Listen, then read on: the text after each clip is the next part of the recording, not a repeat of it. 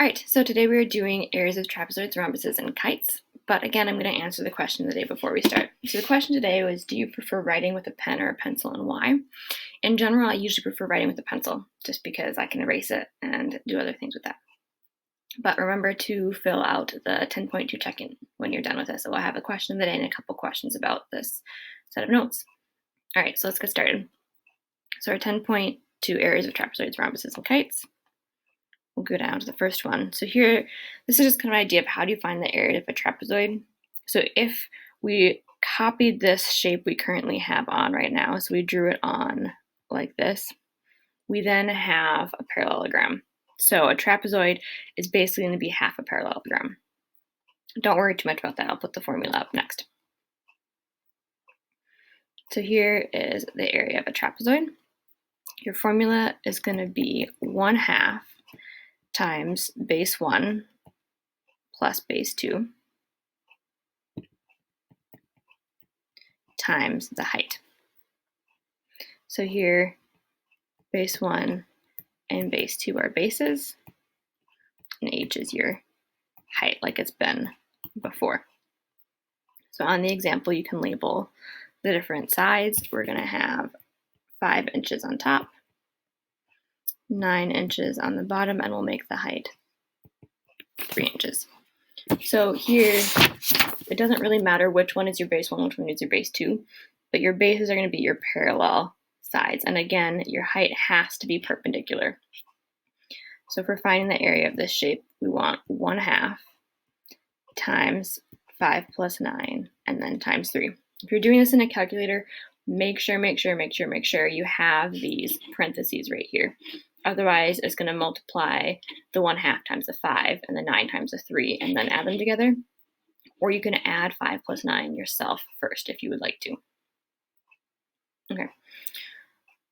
This is then going to equal 1/2 times 14 and then times 3. Or you can type it all in at once. It's up to you. And we'll get 21 inches squared. And that's your final answer.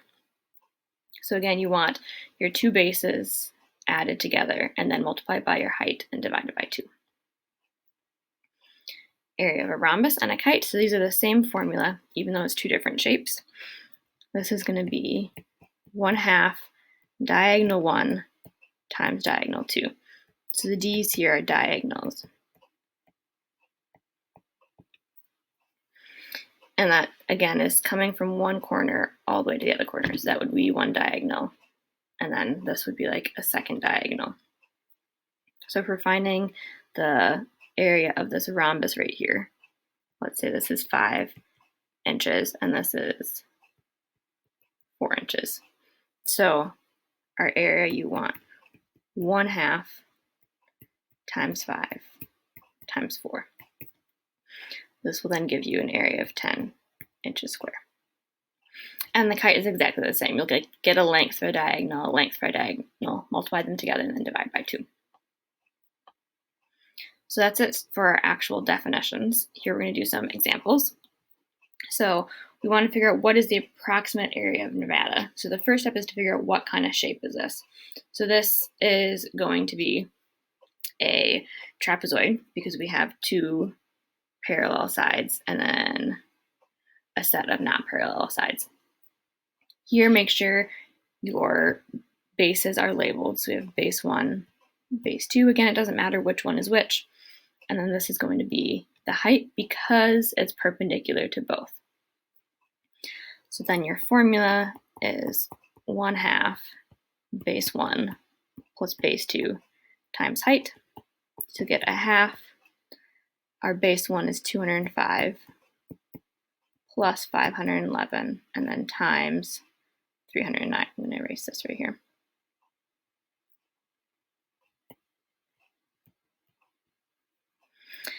And then this is our base 1. You enter this all into a calculator, you're going to get 111,622 miles squared. And that is the approximate area of Nevada. The next example here is the area of this kite. So this is slightly different than the one we did in the definition, because here we have little chunks. So we have a 3 chunk, a 3 chunk, and then 5 and 2. So this full diagonal, if we say this is diagonal 1, is going to equal 6. And this full diagonal all the way across is going to equal 7 because you need to add 5 and 2 together to get the full diagonal. So whenever you're doing a question, be careful if it's giving you the whole diagonal or just the different parts. So then the area of our shape is 1/2 diagonal 1 times diagonal 2. So you want 1/2 times 6 and then times 7. And if you calculate this out, you'll get 21 meters squared. All right, so this is our last example. So here we have a high occupancy vehicle lane, or basically like a carpool lane, and it's marked by these diamonds or rhombuses on the pavement. So we want to figure out what is the area of this rhombus. So this shape right here, what's our area? So I'm going to move these measurements over here. We have 6.5 there, and then this is 2.5. So we can find this first diagonal. We know 2.5 and 2.5. So diagonal 1 is going to equal 5 feet. But now we need to figure out this right here. So to find that diagonal, we need to figure out what this chunk is first, right there. So to do that, we're going to go back to the Pythagorean theorem. So down here, if I redraw this triangle, we know this is 6.5. And this bottom is 2.5. And we want to look for this b right here. So you're going to have 2.5 squared plus b squared has to equal 6.5 squared. And then if you subtract this oval, you'll get b squared equals 36.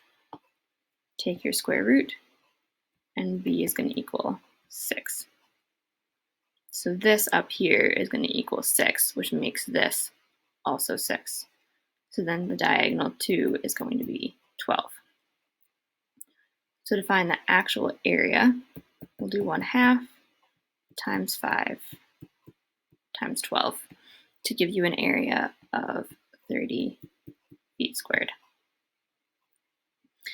So that's it for the notes. Again, here is an optional assignment. You don't have to do this. Make sure you do the Math Excel and the 10.2 check-in. See you guys later. Bye.